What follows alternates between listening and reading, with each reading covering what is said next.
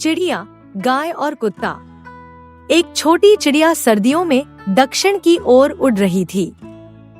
रास्ते में उसे इतनी ठंड लगी कि वह जम गई और एक बड़े मैदान में गिर गई।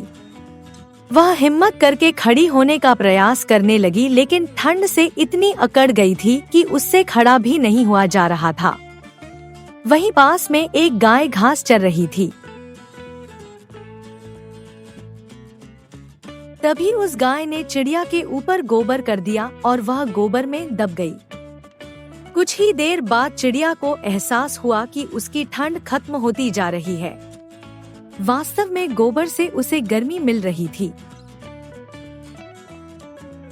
जब चिड़िया को कुछ ठंड से आराम हुआ तो वह गाना गुनगुनाने लगी।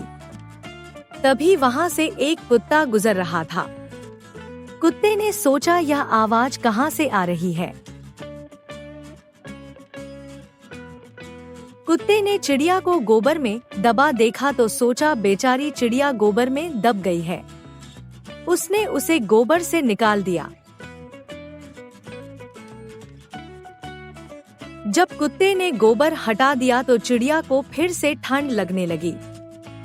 चिड़िया कुछ कहना चाह रही थी, लेकिन कुछ ठीक से बोल नहीं पा रही थी। कुत्ते को लगा चिड़िया गंदी हो गई है,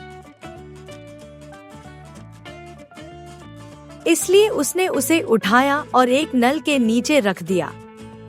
नल के ताजे पानी से चिड़िया को कुछ और गर्माहट मिली।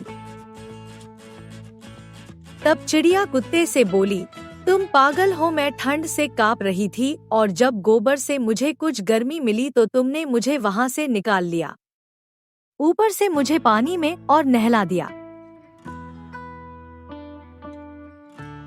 फिर चिड़िया ने अपने पंख फड़फड़ाए और बोली, लगता है मुझे अब आगे नहीं जाना चाहिए, मुझे वापस अपने घर ही चले जाना चाहिए।